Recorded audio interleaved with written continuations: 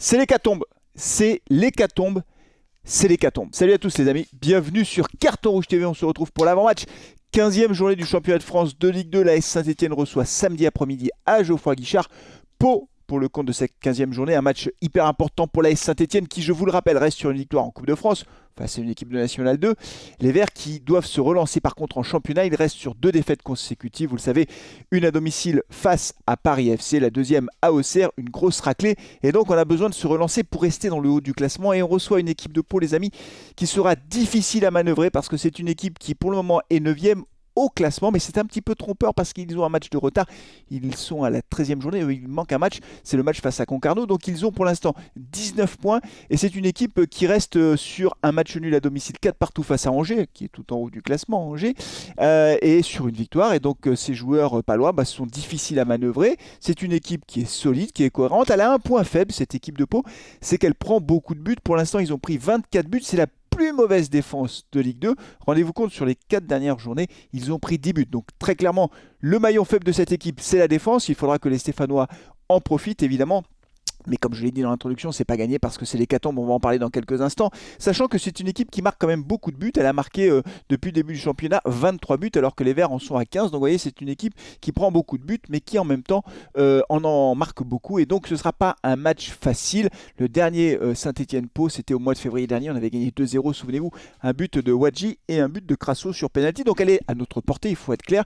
Et on a besoin de gagner ce match pour se relancer. Parce que pour l'instant, on est 5e avec 24 points. Mais si on gagne évidemment 27 points, ça nous relance complètement dans ce championnat et ça nous permet de rester accrochés en haut du tableau. A noter que du côté de Pau, il y aura quelques absents. Il y a 3 suspendus, à savoir Koudou, Terence Koudou qui est un défenseur, Jean Ruiz le milieu de terrain et Loïc Lespinasse qui lui est absent. Il est blessé. C'est une longue blessure et les blessés, les amis, ça y est, on va en parler. On va en parler parce que c'est l'hécatombe du côté de Saint-Etienne. Laurent Batles a fait sa conférence de presse. Alors il y a les blessés que l'on connaît. Batu Bisinka ne reviendra pas tout de suite. Il reviendra peut-être pour le prochain match, mais c'est pas sûr.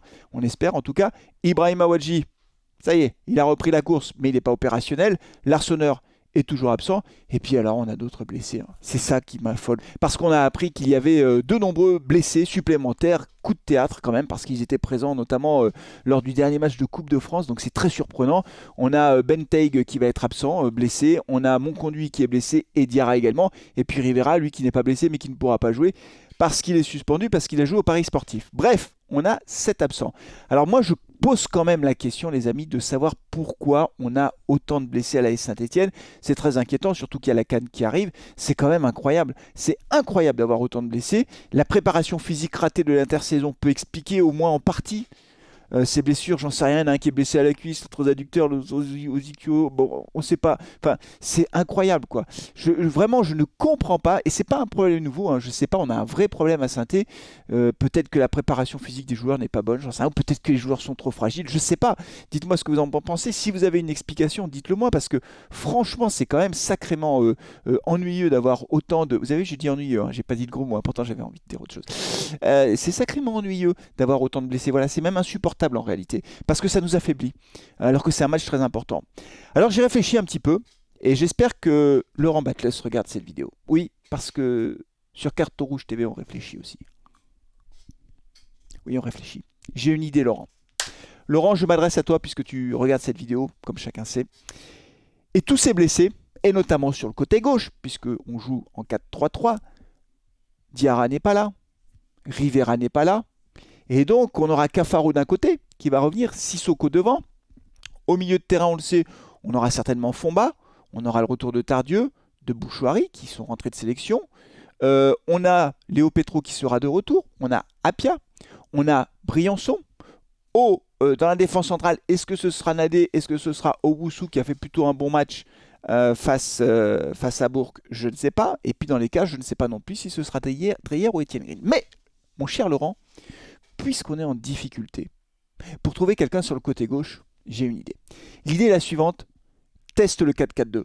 Voilà, tu testes un 4-4-2 à plat. Donc on reprend, Laurent. Ta défense, on en a parlé, ok. Le milieu de terrain, tu laisses le même.